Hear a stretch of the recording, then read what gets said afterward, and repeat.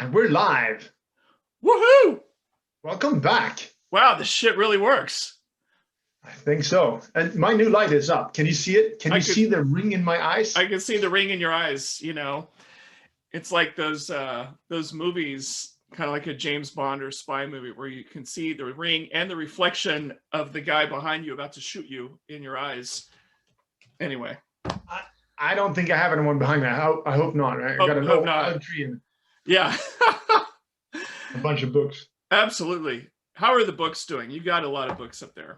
Yeah, I do read a lot of books, and so I'm a good vacation reader. Yeah, and I realized that. So we typically read at night just before we go to bed. Yeah, and I read so much slower during night than I do during daytime. Right. So I started bring my book down for my first cup of coffee before the house wakes. Yes. So typically I'm up half an hour before the rest of the people. I make coffee. Okay. I prep whatever they need for school. Yeah. And I have 10 minutes of coffee and me time.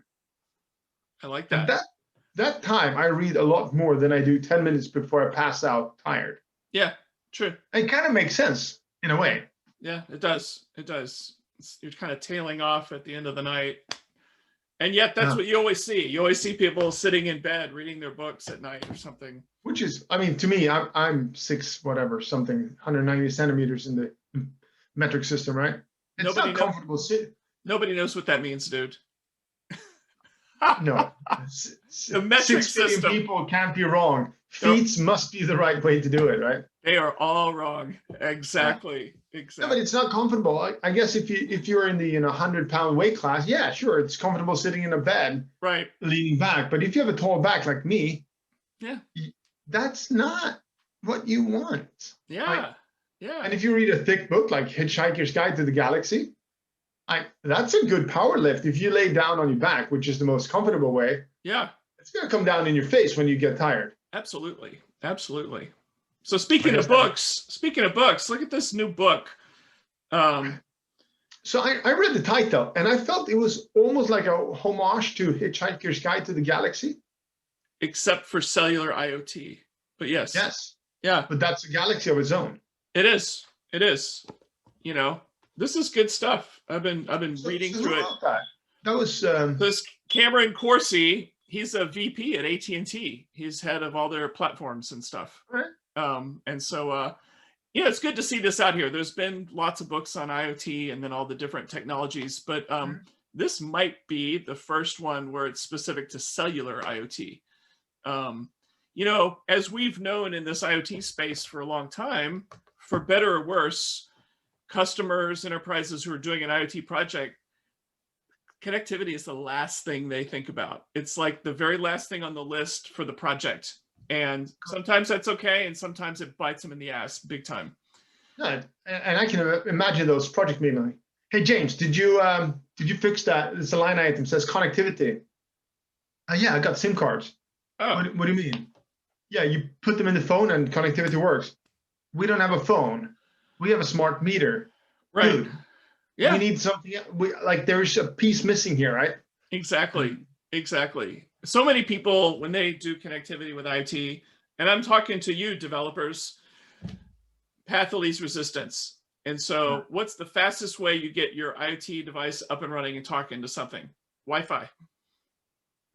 Because they're at home, they're in their office, and they have Wi-Fi, and it just works, and it connects, and they go, woohoo! You can also Google your way how to build a Wi-Fi device. You can order one unit online. Yeah. You test it, it works, and you scale it, and that works. Yeah. Until you get into certain limitations, right? There are limitations on Wi-Fi. Yeah. But I can see how, if we're in the cellular business, and I've tried to Google how to build a cellular device. There's no one talking about that online because it's kept secret in labs. Right. You got to start your test network. Like, what test network? Google cellular test network. There's 5 in the world. Oh, excellent. Something like that. There's a message hiding in there, just in this casual discussion about why cellular IoT is having trouble breaking. But I like that he wrote that book then. Yeah. The Practitioner's Guide to Cellular IoT. Exactly. You got to start somewhere. I saw it, and Instantly I clicked the link on your LinkedIn. Thank you for making my phone explode at 10:30 at night, like bling bling bling. My wife's like, "What's happening?" And I'm like, "Oh, Rob just posted and tagged me. Great." So I clicked that, and the book is $130. It's pretty expensive. If one of the barriers to enter cellular connectivity was it's expensive to build cellular devices, yeah, he might have added just another barrier. Facebook. If he works for a company like AT&T, this should be on AT&T website. Yeah. And hidden in all of the examples should be, and this is how you connect to our control center, and this is how you order our SIM card, and this is how you get in touch with our AT&T business executives. And you could have made it become more like maybe a developer community kind of. Here's where if you want to build cellular IoT stuff, here's where you go and think of this. Thought leadership. Now it felt a little bit like what's that religion where you pay to play with Tom Cruise, John Travolta, and the guys. Oh, that one in Hollywood. Yeah, I know what you mean. I don't think we should mention it, right? But that guy also published a lot of books, apparently. Yes, he was a sci-fi writer. Do you know that he's the world's most published writer? No, I didn't know that. No, he is. He's the world's most published writer. Wow. No one ever read it before it went to press. He just typed it as send that book into print. Yes. Out it went. Yeah. Well, I just want to say congratulations to Cameron. We will start spreading the love because you're right. You're talking about barriers. Cellular IoT has more barriers to entry than other things like Wi-Fi. Even though Wi-Fi may paint you in a corner that you don't realize ahead of time. And so when you walk into a corner, it just feels, safe. It does feel safe. Walls. No one's going to attack you from the sides. There's walls on each side. Yeah. Right. Yeah. How can that be bad? As a developer going cellular, they think, do I have to call a mobile operator? Do I have to get a plan? Do I have to get some SIM cards? Do I get somewhere expensive cellular hat to put on top of my Raspberry Pi or cellular shield to put on my Arduino? And so you can imagine walking through those steps in a developer's mind that they go, oh gosh, this sounds like a lot of work. Or I use Wi-Fi that's right here. Wi-Fi is already built into my device by default, and I just turn it on and it's working. I sent my data to Azure IoT Hub or whatever. And so but this is a serious issue. It's, it's cost, it's hassle factor, whatever you want to call it. Maybe we should, the way of getting people to understand the beauty of it is to educate people more about security and the ability to, how unsecure other modes of communication might be. Yeah. The cellular communication is actually encrypted end to end by design, by specifications. Wi-Fi is not. Right. You got to add that into it all the time. WPA. Was that pretty good privacy? What was that? PPG. Yeah. Encrypted email was pretty good privacy. It's not very good. Yeah, it's not very good. It's just like amazing privacy, right? Yeah, but you're right. Wi-Fi has to keep updating their protocols because they keep getting hacked. And so now, that being said, we all know security is a journey. There's no end. It's a mindset that you have to have in everything you do. Yeah. From design to architecture to development, deployment, operations, all through the life cycle of anything you do. Absolutely. But talking about security, I was listening today on a Swedish podcast about everything you need to know about high-tech business. And they interview executives from Swedish large industrial companies. Today was Saab, the makers of the fighters Gripen, but also the makers of the submarines, the Swedish pride. And he talked about the last one we had, the Visby class, which was actually rented out from the Swedish defense. Do you know who rented it for 2 years? No. Yours truly, the Navy. Really? Yeah. So they took it to the Pacific and they trained their crew on how to discover it, and they practiced for 2 years. Saab They never is, returned it. They couldn't find it. it's because you guys are using a really cool engine inside your submarine. Yeah, I It's heard about like, that. that's the Like a, secret. it's like a It, Stirling engine, right? it's like But it's it's a Stirling engine, and it's some kind of air aspirated, air independent propulsion is what they call it. yeah. And yes, it's quieter than nuclear propulsion, Mhm. because there's no pumps and things happening. Just to, for a background of people out there, as it turns out, so in the old days, you had submarines that were based on diesel engines and batteries. And so the submarine would be on the surface, have a pipe sticking out, and the diesel engine's running, and you use just like exactly that, and smoke's coming out. And At that time, there was no point of they never tried to make the diesel engines quiet because you were always surfaced, right? but the point of it over time was the diesel engine would charge the batteries, just like if you had a Yes. generator at home or a Tesla or whatever.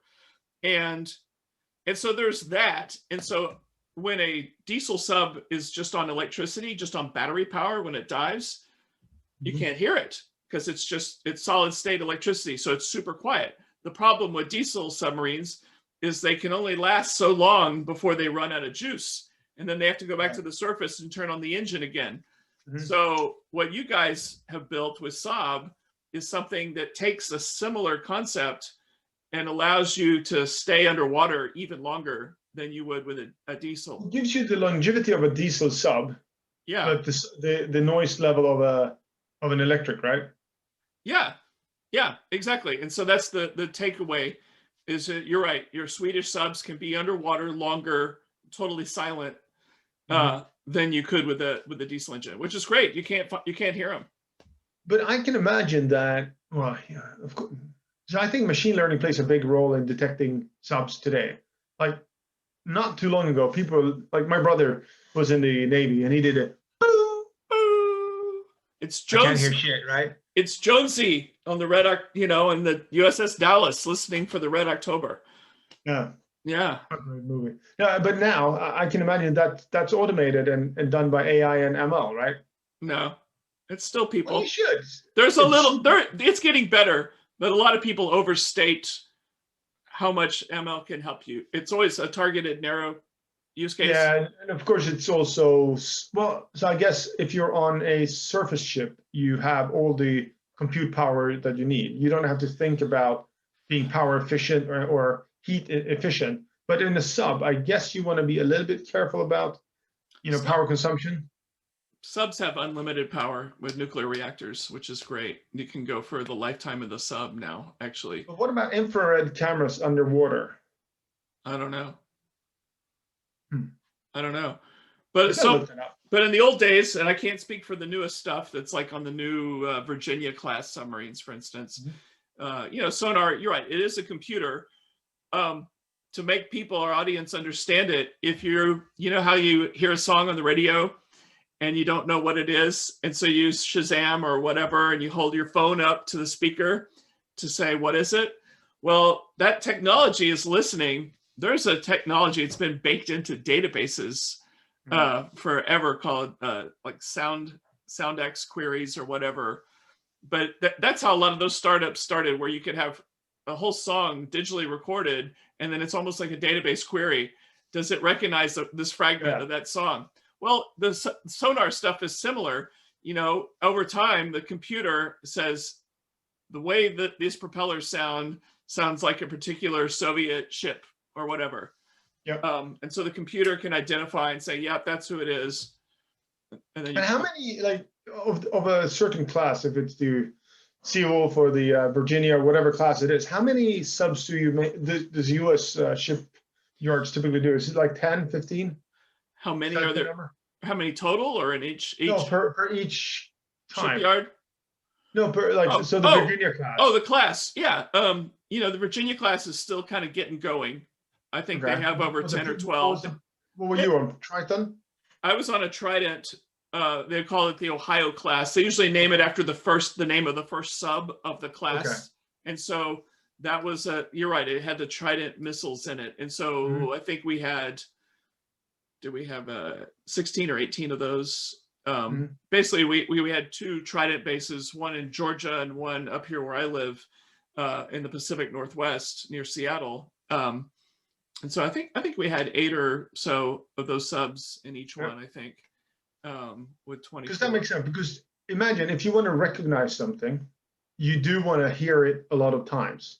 Yeah. You want to hear it accelerate. You want to hear it break up. You want to hear it slide through the water. Because I guess you can hear a lot of things. If you don't know what you're listening for, it's really hard to detect them. Yeah. But a lot of our data science machine learning people would say, oh, that sounds like you're training the model. Yeah, no, and that's exactly what you do. You got to train that. That's why the U.S. Navy rented it for 2 years, because they needed enough data points to make their sonar guys and radar guys know what cues to look for. Yes, there's nothing underwater moves silent. Like there's like you push water aside, there is sound that you could detect. Yeah, but a lot of that is just taken as noise. Right. Right. Unless you hear it enough many times, you're like, that same pattern of noise has passed us many times. Yeah. And the Swedes come up like, hey, here's a picture of your carrier ship from the underneath. Like, oh no, you were here again. Sorry, you died. We just torpedoed your aircraft carrier. And allegedly, that's what they did many times. They got really close and like, oh, you have a dent on your second propeller. And what are you talking about? No, you're only running 3 out of 4 propellers, and we saw one of them, and it has a big dent in it. Shut up. Like, go back. Like, out again. We'll find you next time. And so that Sterling type of engine that you guys are using in Sweden are perfect for subs that are kind of what people would say are littoral subs. They're designed to be near the shore, protecting your coastline. Oh, yeah. Whereas they're not as good for what we would call a deep or blue water Navy operations, like out in the middle of the South Pacific. It's not as good there because at some point you also have to recharge. Yeah, we need diesel, right? Yeah, and you eventually. Need a ship to follow up fuel. With a nuclear power plant, you don't. Right, nuclear power plant. So yeah, so it's like everything in life, right? A trade-off. Oh yeah. Well, we make defense submarines, which is got to remember we are close to the Russians. We're on coastal lines all the way. They come cruising right by you. Yeah. I wonder if they've ever just gone right into there or right into Stockholm before. Haven't you heard about the submarine hunts that we've done? No, tell me. Oh, so we did one recently where like the military was out, like it's suspected that they were like in the middle of Stockholm archipelago, like daytime. Wow. And it was detected because allegedly there was another submarine that we knew were there, but nobody said it was there. And kind of like donk donk. What the fuck did you hit? Like, interesting. Another sub. Oh my god! Wow. We had a Russian submarine that went up on land in Swedish land in Karlskrona. Really? Yeah. So we have a big Ericsson office where you and I work in Karlskrona, overlooking the archipelago in Karlskrona, and that's where Kockums is, where they build these boats. Okay. We have that's where we have one of the bigger Navy bases in Sweden. I don't think that's a secret. Yeah. And it just went up to shore. I think it was U-137, a Russian sub. U-137. That sounds like a U-boat from the Germans. No, I think it was called. I'll look it up. Yeah. No, because it was like. Wow. There's a submarine on the rocks out here. A submarine? No, you're drunk. No, I'm having my morning coffee. You got to see this. Somebody really screwed up when a submarine ends up on the rocks outside. And those are big ass boats. Yeah, absolutely. So that's cool that Saab is doing that. You know, a lot of Americans remember Saab from the cars. I used to love the Saab 900 convertible, like from the early 90s. The Saab put turbos in all their cars as a standard. Yeah. It wasn't an option. It was not, this is something you get if you have extra cash. It's like, this is required. And that was in the early days of turbocharging. And the fact that they put it in all their cars was awesome. But I think in a way, they were ahead of their time in packing cars with equipment. Yeah. Yeah. Because what you want to avoid must be the variability. Maybe. Imagine if you buy a BMW 3 Series, Yeah. you have like 6 different engines. You have 4 different models. You have the station wagon, the sedan, the convertible, and you probably have one of those halfway kind of between sedan and station Yeah. wagon. Yeah. Then you can get a sunroof, and you can have not a sunroof, and you can have spoilers and no spoilers, and Right. Wow. the amount of, and then you can have extra lights on the sides and in the front. Of all of those, like it's a multiplier every time. Oh, Yeah. you have extra tires that they can come pre-mounted with? Sure. Right. How many different? Oh, 10 different? Sure. Times 10 at the end. And like, oh, you want to have winter tires? That's an optional times. Oh, you want them on rims as well? It just adds up, right? Yeah, totally. It must be super expensive to maintain that catalog. Like, what's your part number for this part? Right. So this screw only works if you have this roof. But if you have the other roof, you got to go with, you know. I'm assuming, I wonder if anyone's ever asked Saab executives why they pulled out of the car market, or at least in bankrupt. So I think so Saab had a long history of being acquired and kind of squeezed out of technology. Okay. In a way, Saab should have maybe become a technology provider of cars. Yeah. So yeah. GM bought them first. Okay. And this was when we did the Swedish American. It was Ford and Volvo, I think, back in the days. I remember that. They had joint ventures, and Yeah. GM bought Saab, and you can still see some Saab SUVs actually. The 97X. Yes, I've seen those. Never available in Sweden. Never went to market in Sweden. Okay. It was an American car. Huh. And that is also sold under one of the GM brands. Okay. So they kind of took the platform and made it a GM car. Okay. And then they sold it to Vauxhall or Opel, as they're called in Sweden, in Germany. Okay. And they needed engines, and Saab had really good engines. Yeah. And all of a sudden, in that merger, all the technology was shifted into Opel. And then they like, well, we're not selling off Saabs. No, you took all the good engines, put them in Opel, and have 2/3 of the price, and you have German quality. Well, you know, what do you think was going to happen? Like, things are just shaved off. And like, so what's left? Well, legacy, spare parts, and no new models. Oh, what about electrification? No, Germans didn't believe in that, so we didn't do that when we were owned by Opel. Right. Right. But so it turned out they did start another automobile company in Gothenburg, near where Saab was made, by some of the original engineers. So they're making electrical cars now. Cool. I think NABS is the name of it. Hasn't really kicked out. They're doing some big license deals with China and Turkey, I think. Okay. Turkey has a lot of own like domestic brands, but they're really like Fiats or Fords in Turkish costume. Okay. Okay. So rebranded, right? And that's what they do because the national pride is big. Yeah. Same in Iran. They have typically they have Ladas, the old Soviet car. Yeah, that's a Soviet car, right? Well, that's a good car. So speaking of Gothenburg and electric cars, a lot of hype around the Polestar and Polestar 2. I think that's pretty cool. I was in Gothenburg a couple of weeks ago seeing my brother-in-law, and my God, there were a lot of Polestars in the street. They're pretty cool. Yeah, local city give them a lot of love, and I think they're giving Tesla now a little bit run for the money on electrical premium cars in Sweden.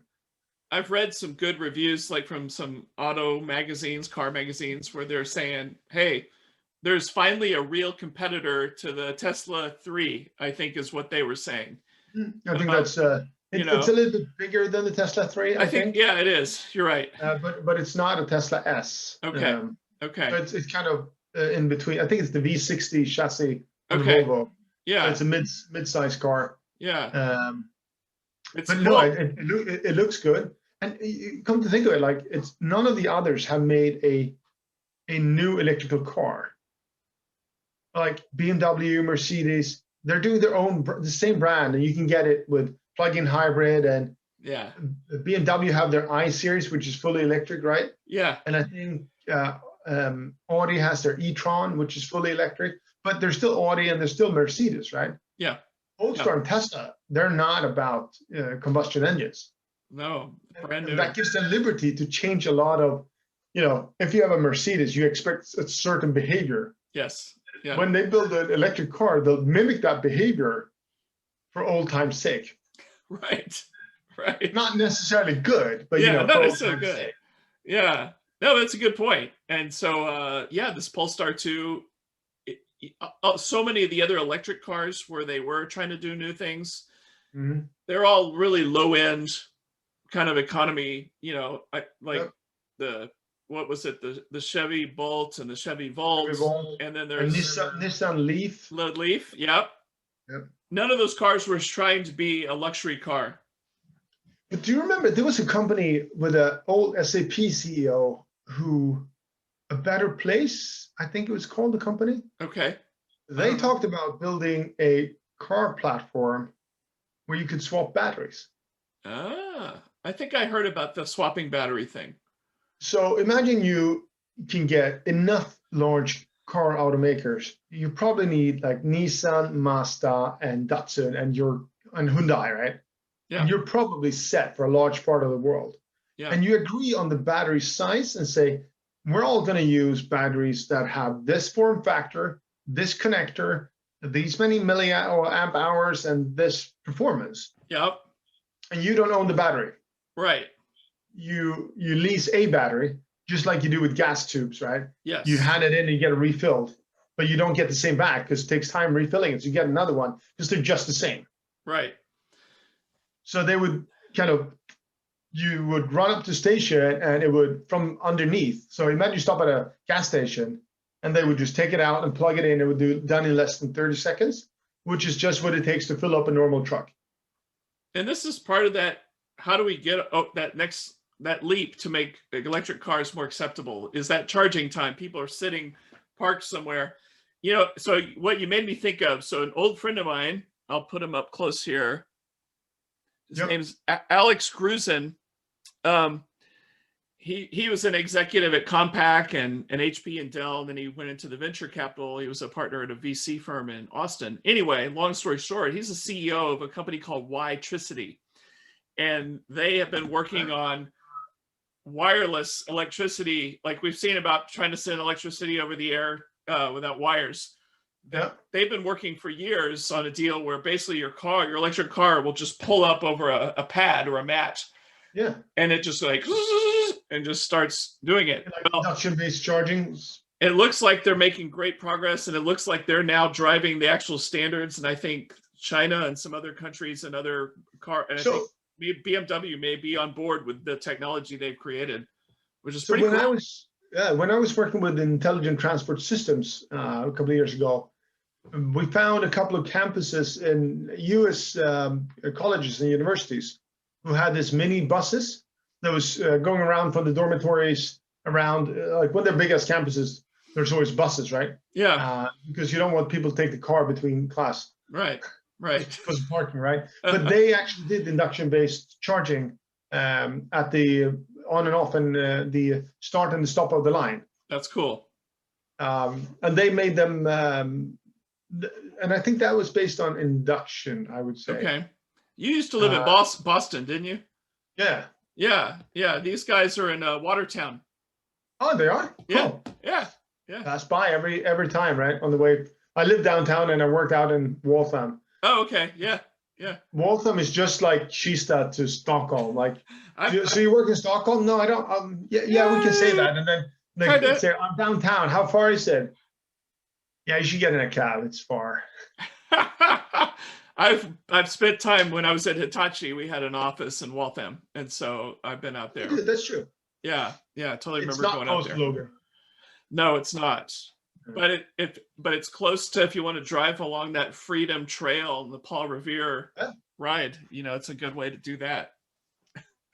I've actually, so Watertown is that's this, I call it the scenic route when I went home. If the highway was packed up because of a Red Sox game or anything else that happened downtown, I took the scenic route and went around along Charles River. Yeah. And I went through Watertown. Okay. It's always nice. That's and cool. great restaurants in Watertown. Really? Actually, yeah, a bustling restaurant scene. Like I we had the good Persian food there. We had a great French place. yeah. Wow. Boston has a lot of good restaurants. So it wasn't just Applebee's and Chili's. No, so like my view of American cuisine is like Olive Garden, Applebee's, and the rest of them, right? Oh gosh. But no, yeah, there were those, but you don't have to go there. It's not. Right. You don't Right. have to stay in the country. You can actually go to McDonald's. No, Exactly. Oh my but one of gosh. our religious things we do when we arrive in the U.S. as a family, we go to IHOP. It's funny. I've heard of so spending most of my career at Microsoft, and whenever people from other countries would transfer to Redmond to work at headquarters, I noticed a high percentage of them, for some reason, thought that either going to IHOP or Denny's was some kind of rite of passage or some American thing they needed to do. I don't know why. Don't tell me it's not. It's not. It's just not. But I love the egg and bacon and a pancake Yeah. at 4 a.m. when I wake up. I'm jet lagged. Yeah. My kids are awake. My wife's awake, and we need breakfast because it's about noon. Yes. Yes. We don't eat every weekend. That's not what we do. But Right. when we arrive, that first, wake up and you're super hungry. You go down to the hotel and nothing's open. Right. Right. The best thing you can do, It get a is. Denny's or an IHOP.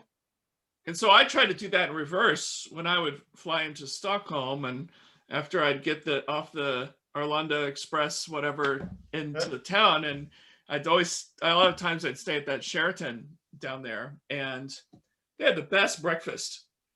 Big giant breakfast buffet, omelets to order. That was my equivalent of, I made it to Sweden, I'm gonna have breakfast there and just like load up. But all the U.S. flights, they arrive like 6 later than 6 a.m. I would say. It just depended, yeah. But you never arrive like in the middle of the night. No. Like if you come from the U.S. side, you arrive early morning, like super early sometimes. But once you get your bags through immigration, well, which took like 30 seconds, I guess. Yeah. Because we don't ask questions. You don't ask questions, so you just go right through. Yep. Then you get your bag, and that takes time because bags. We got to sort out bag. Whoa. Professional world travelers never check bags, ever. I guess if you're with your family and you've got a bunch of stuff, that's a different story. So I travel. I'm a comfortable traveler. That's how I travel. Okay. I don't like to carry. Typically, whenever I fly, there's a layover. Right. There's no direct flights out of Stockholm anywhere, I guess. Right. And if there are, my company would ask me to take the cheaper flight, which includes a layover. I think there's a direct flight to Oslo. Yes. But we're advised to take the train. Oh, okay. I don't know, but so I'd like to have a light carry-on. If I'm only gone like 2 nights, 3 nights, yeah, I don't check. Yeah. But if I'm gone for more than 3 nights, or 3 nights probably the limit, I probably want to have I want a workout outfit. I want to have a couple of, wherever I'm going, some office attire. I do want to be able to have different shoes. I don't want to have one pair of shoes for 3 days straight. My feet would die, right? And all of a sudden that bulks up. Yeah. And I'd rather than check and have a slick carry-on with my laptop, my iPad, e-reader, whatever, like headphones, and that's it. Have you never had your luggage lost? Oh, I always happens to me, unfortunately, more than once. Okay. But I'm well insured.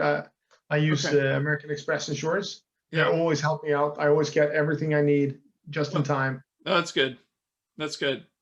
You lose it once without insurance, and then you figure out a way to there's nothing worse arriving at some place where you've got to be in meetings and you don't have your clothes, you don't have all this stuff, and you're freaking out. Oh, I mean, remember, I started out traveling to like Guatemala, El Salvador, Congo, Sudan. Yeah. Woo. We had people lose their clothes when they arrived in Congo. And the people in the airport were like, no bags for you. What? No bags from Sweden. All right. When is it coming? Maybe tomorrow. Maybe not. All right. Cool. So you got, and what do? Like, you got to buy a suit. In Congo, they have short sleeve suits. Really? Oh yeah, they come with shorts. Wow, that's cool. No, it's not. It works in Congo, but nowhere else, right? Nowhere You could, else. unless you're Angus Young, I don't think you can make that work anywhere else on any world stage, right? That he does make that work, doesn't he? No. Absolutely. No, but I think traveling will be different, don't you think, after this pandemic is over? Yeah, yeah. You know, I've traveled a little tiny bit. You've been to Um, Austin and Arizona, right? I went to, yeah, Arizona. I flew to Houston one time. Houston. I flew to Vegas stealthily. Um, you know, all my miles are on Delta, and Mhm. so I'm always trying to just stay on Delta. And Delta's been really good. You know, they're. I feel like they're doing a great job of cleaning the planes, and they've been keeping the middle seats open on all the flights. They're still doing Yep. that. Um, you know, everybody's wearing a mask on the plane. Everybody's wearing a mask in the airport. You know, the funny thing is, ironically, the airport may now be the safest place to be because there's nobody there. Yeah. It's like a No, that's ghost true. town. You know, So we had a professor talking in the Swedish television today about how to celebrate Christmas, like stay away from elder relatives, or if you are, you got to kind of put yourself in quarantine 14 days, and like a proper quarantine. Then you could most likely, with semi-good conscience, meet your older relatives, right? yeah. We decided to do a Zoom Christmas with my dad. He's 79, Okay. but they talked about traveling and said like some airports they require that you do a quick test, or especially we do a lot of charter, so we go to like the Canary Islands or Mallorca in Spain or like Turkey, Greece, like anytime we can just get sun. Yeah. Yeah, This for month, sure. like this month, we've had 0 hours of sun. It's been cloudy, so Swedes are in desperate need of sun. So Yes. they're making you take these quick tests to show that you have a clean corona test going on to the flight, right? And it Okay. has to be less than 72 hours, so 3 days. Okay. And she was like, that's a very stupid thing to do. Because ideally you would need to show 14 consecutive clean COVID tests. Because if you were clean yesterday, it does not mean that you're clean tomorrow. Right. Right. And in these charter hotels, like you fly, you land at one airport, you all take the bus to 3 different hotels. It's the same bunch that have breakfast all the time. So you're more or less encapsulated in a Yeah. little bubble on that all-inclusive hotel, and nobody wants Swedes running around on the island, right? So people are staying put. But just because you were clean the day before you travel doesn't mean that you won't be like you were clean 2 days before. Yeah. Well, maybe it hasn't broken, right? You were infested day before. Takes 3 days before you have any symptoms. Day 3, you're coughing in the airplane. And you go, it's okay. I have a clean test from 2 days ago. Right. Oh, that means shit. It means that you were sick 2 days ago. Yeah. Wow. So that holds. I thought speed testing would be kind of the way to do, but it can only test if you have an active outbreak. Okay. It can't Okay. test if you have it in your system or it's about to break. Yeah. Wow.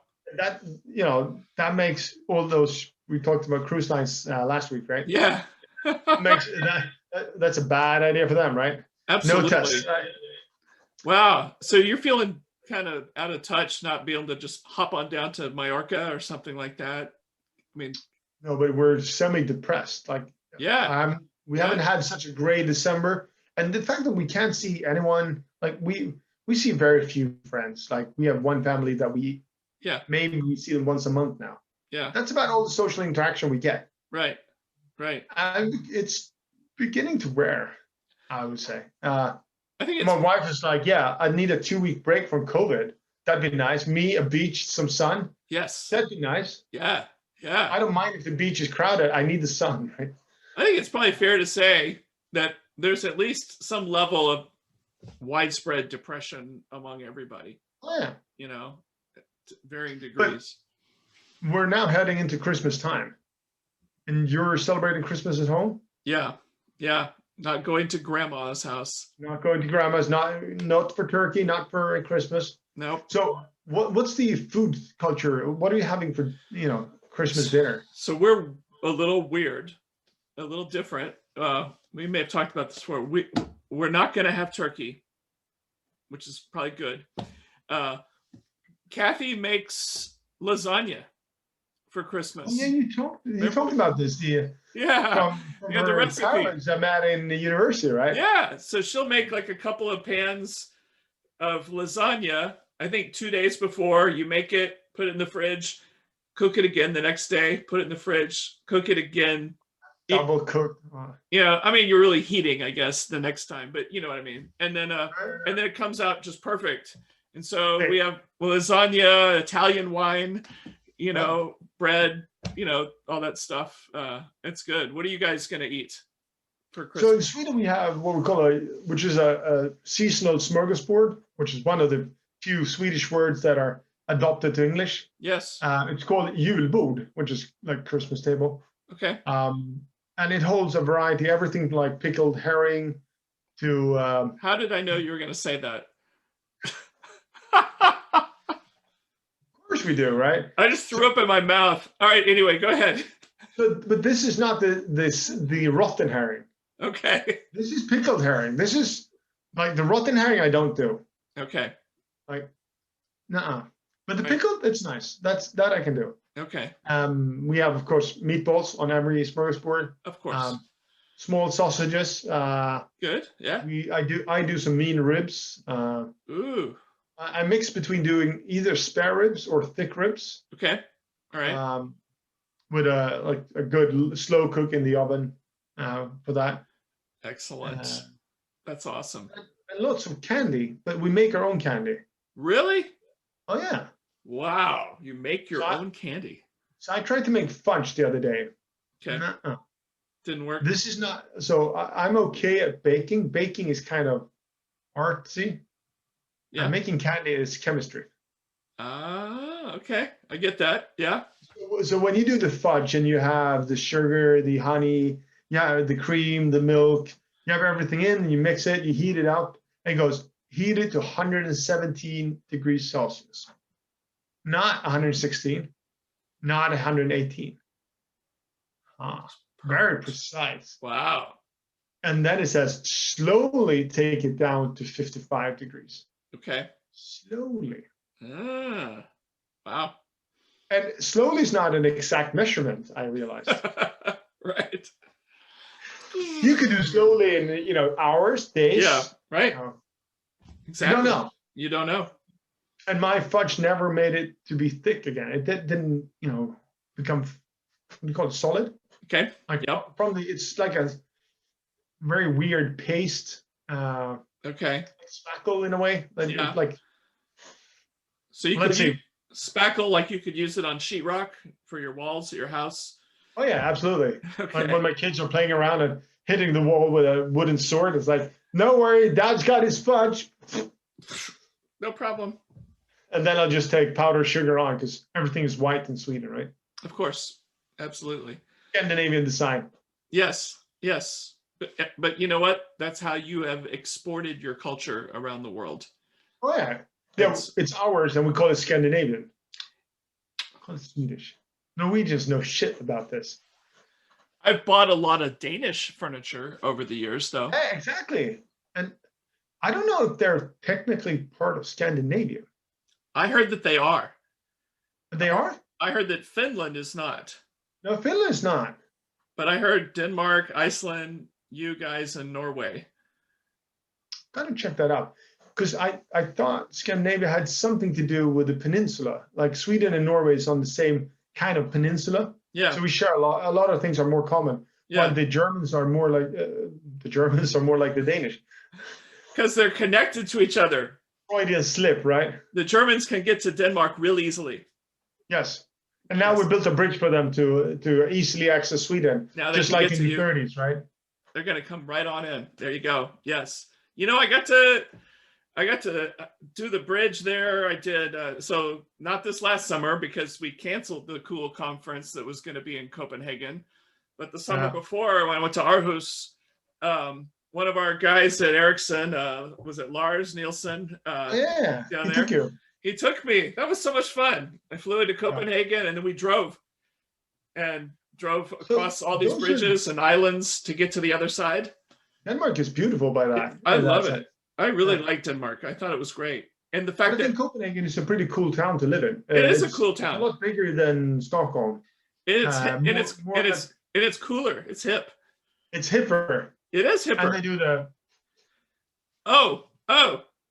I spent 3 hours in Christiania when I went to Copenhagen. And what were you doing there, Rob? Well, somebody told me, you've got to check this out. There's nothing like it anywhere in the world. Like their own autonomous zone. When did they create that? In the 60s or 70s? I don't know. Something like that. Bunch of hippies. It's pretty weird. So 2 years ago, you experienced this autonomous zone. And this summer in Seattle, we did it. all out of nowhere, there's an autonomous zone. That was as soon as that happened, I immediately posted on Facebook, we're creating Christiania in Seattle.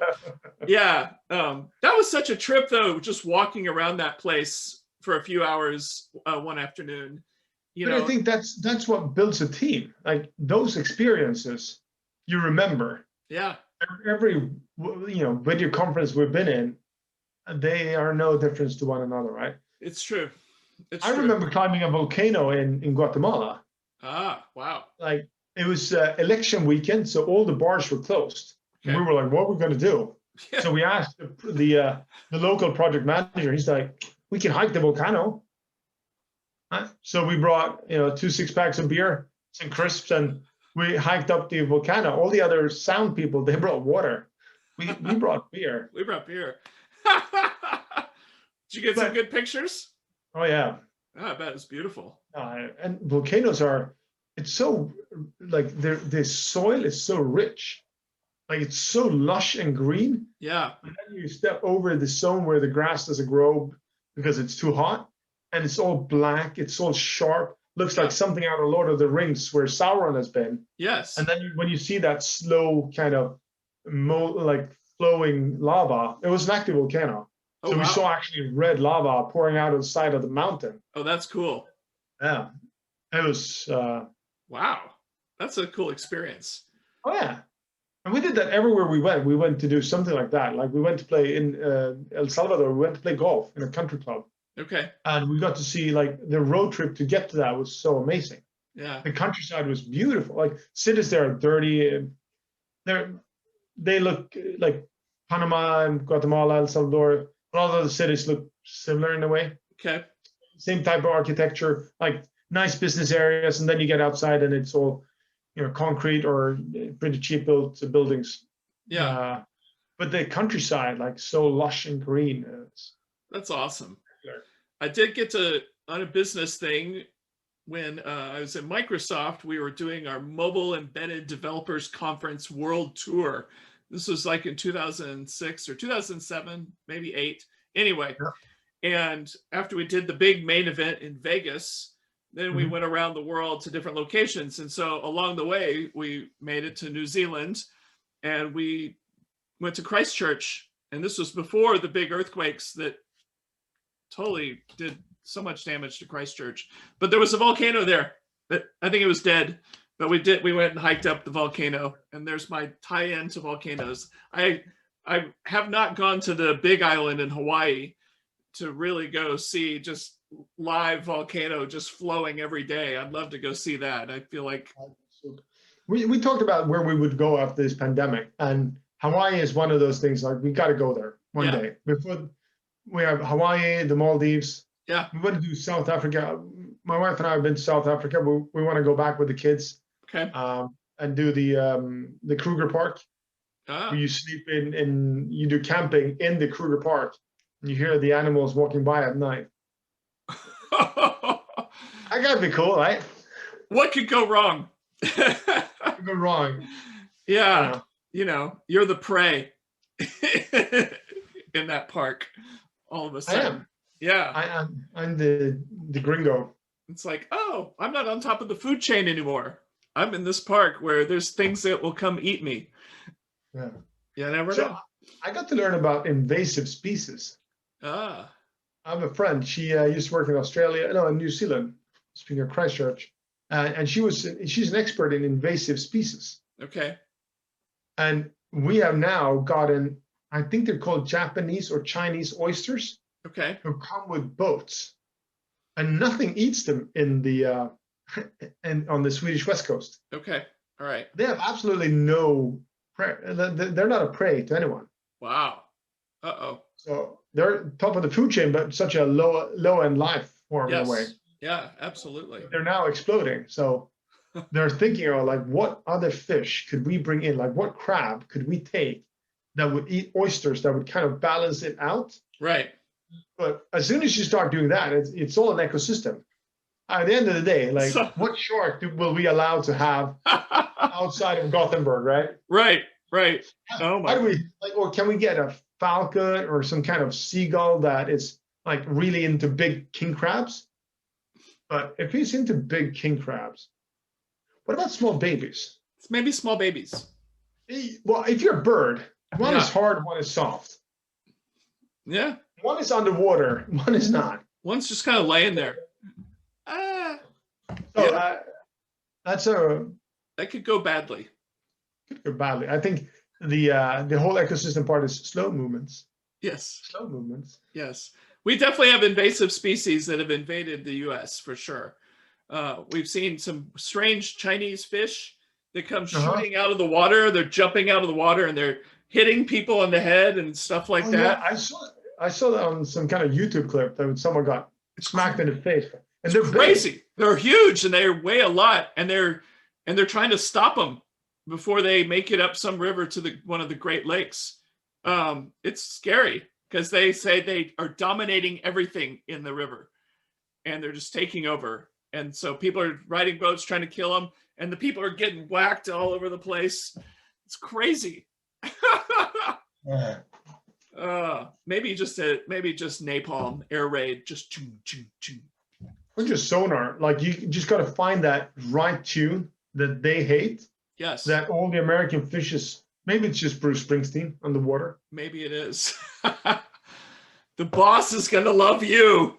I'm sure when he's listening to this podcast, he's gonna like, damn you, Henrik. Hey, I did not put Ulf Lundell out there. I picked your boss, not our boss. Good point. Good point. If he calls me up, I'll be honored.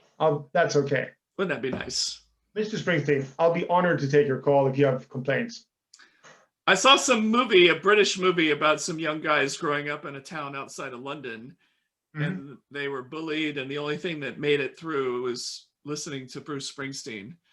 I think it was called Blinded by the Light, and ultimately the songs gave them, this guy, purpose, and he really resonated with him. And anyway, years later he made it to the US and he got to meet him, and I don't know, it just made me think of that. It was one of those uplifting movies, you know.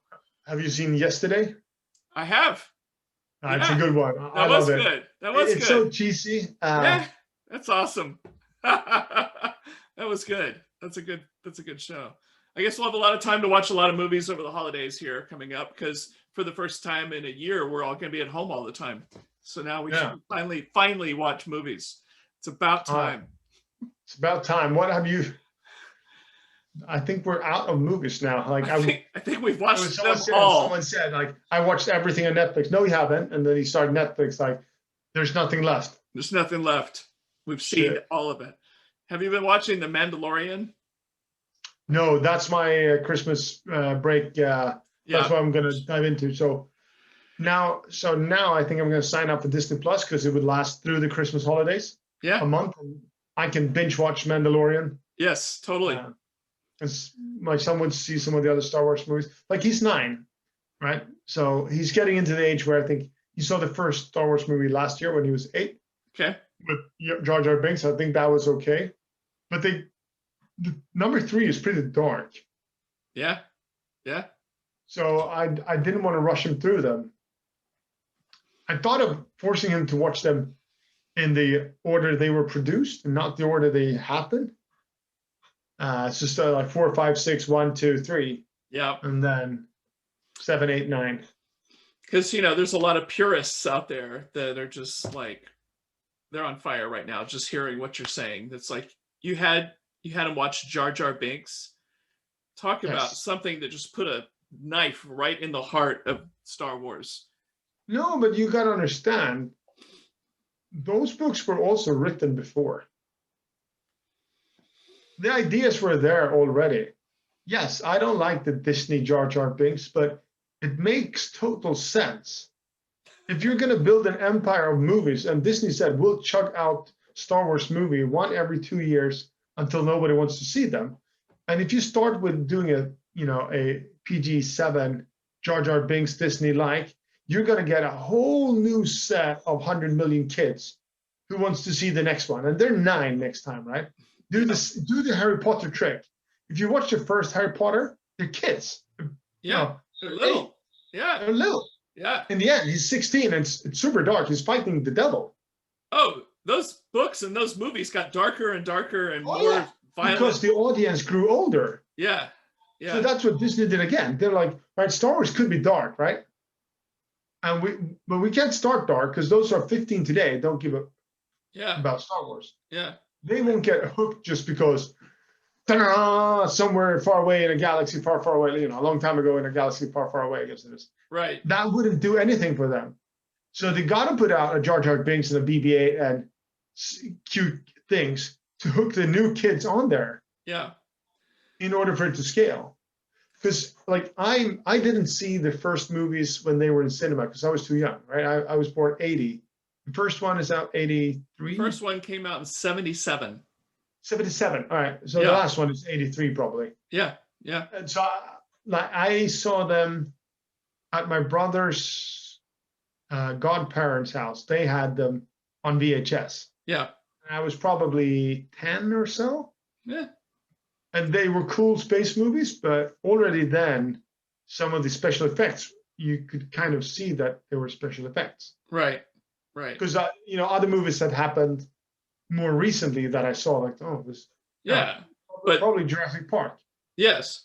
But in 77, Star Wars it was fucking amazing, right? It was groundbreaking. Oh yeah. Yeah. And they're being groundbreaking at the time they've been reproduced, right? Yeah.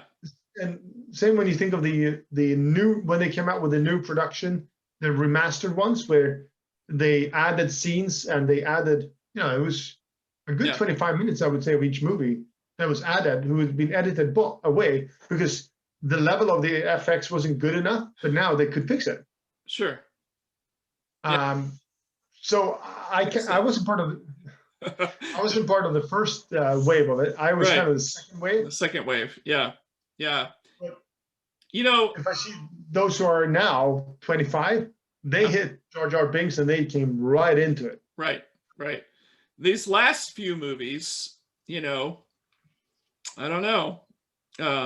What they look like? You know what they look like? What? They look like good adventure movies, like Indiana Jones. Yeah, you're right. I miss the Indiana Jones movies. Those were great movies. And, a lot of people will say when they compare, a lot of people love, for whatever reason, to compare Star Wars to Star Trek. And they talk about Star Trek people and Star Wars people. Mm-hmm. And Star Trek was more real sci-fi. And Star Wars was like adventure that just happened to be in space. Like you're saying, which is maybe why it's been so much bigger than Star Trek. I don't know. It depends. Yeah. But isn't both of them technically fantasy? Technically? Well, because if there's magic, if there's, powers that you... Has there been magic in Star Trek? Or was it always some kind of real pure science? I don't know. I don't know. Isn't there someone doing mind reading? Probably, yeah. But you know what? We're going to have that pretty soon with Neuralink from Elon Musk. Oh. Hey! Talk about hey! Thinking of security back again. So speaking of Elon Musk, so you got to give it to the guy.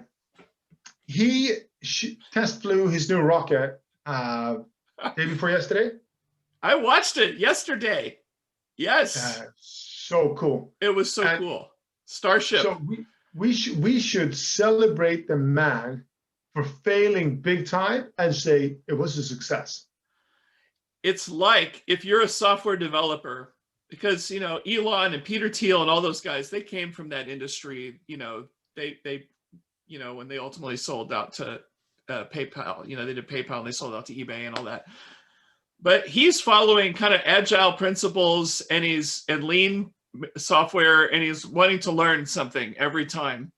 And so even though you know, you can watch it on YouTube. I sat there and watched it live, and it was amazing. It's like the rocket takes off, and then it's like slows down, and then the flaps on the rocket start doing this, and then it starts flying down and gliding, and you're just like, it's like, what the hell? And then, but you could tell it was going to crash, because when it finally got like this and had the burners going, you could tell it was moving too fast and it was too close. And it was just like, but Elon was like, we needed to test this, and this that happened up here. We weren't testing that. And so you're right. It was a success in his mind. I mean, I wish, and software developers, they test code all the time and they crash. And they're like, that's okay. I haven't finished that part anyway. So yeah. I wanted to see this output, and I got great data, right? Right. Exactly. It's pretty cool. It's pretty cool to see that. And now they did send the first astronauts out with his Falcon, right?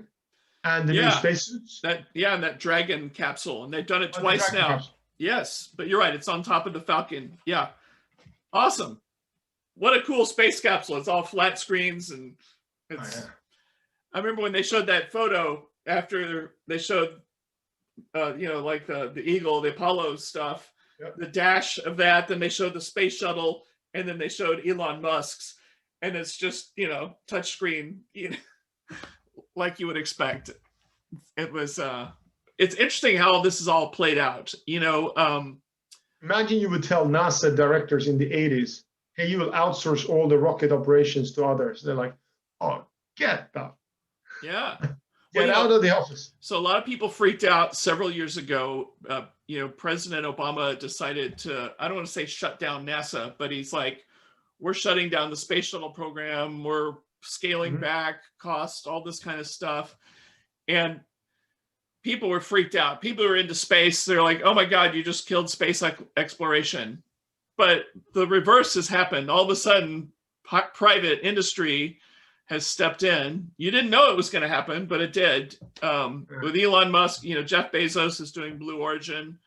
Branson is doing Virgin Galactic as well. Virgin Galactic, exactly. And so people are stepping in, and they're building incredible stuff that I never saw NASA build. I remember getting chills watching those two rockets land side by side. I was just like, that's engineering porn. Yes, that was awesome. I thought it was pretty cool. The first time I saw the space shuttle Atlantis land, like when I saw that, like, all right, so this is the future of space.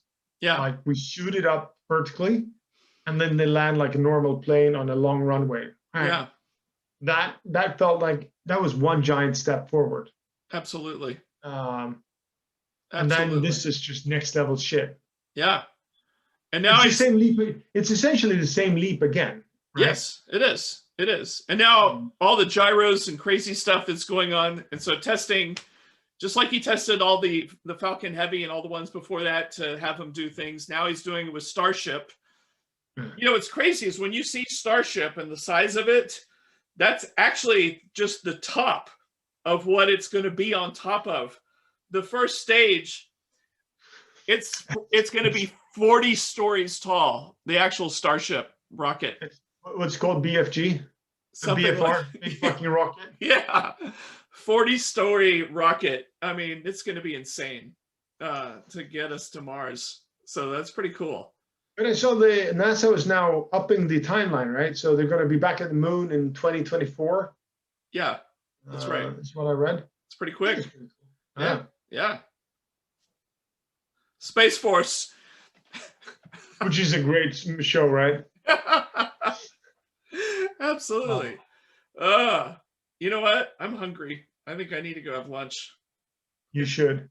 You know, I don't know what time it is there. It's like 10. Pitch black. It's 10 p.m. 10 p.m. Well, don't worry. It was pitch black much earlier in the day for you than 10 p.m. When is the sun setting for you these days in Stockholm? It's set in October. Okay. No, it sets around, I guess, 3. I guess I can check real quick. But it's a little bit brighter in the morning. But like we bought reflex vests to our kids when they go to school. Yeah. Because it's so dark, right? It's sunset's 2:45. Okay. 2:45 p.m. Yeah. That sucks. But we're just a week away from midwinter solstice, right? Yeah. Where the night is the longest. Yeah. And then it'll be brighter. So we start working our way back to summer. yes. Yes, sun's setting around 4:15, 4:10, something like that in Seattle, which sucks also, but not as bad, but still bad. Yeah, it's like the San Diego people who are depressed in June because of June gloom. They're depressed for about an hour between 1 and 2, when the gray clouds haven't really lifted, and then they have, and then things are back to normal. And then we're all good. Yeah, back to the beach. Exactly. I miss those days. Oh, all right, good talking to you. Good talking to you, man. Next week. Yes. 5 new topics. I guess we'll have to figure it out. Everything and nothing, as always. Absolutely. And we're out.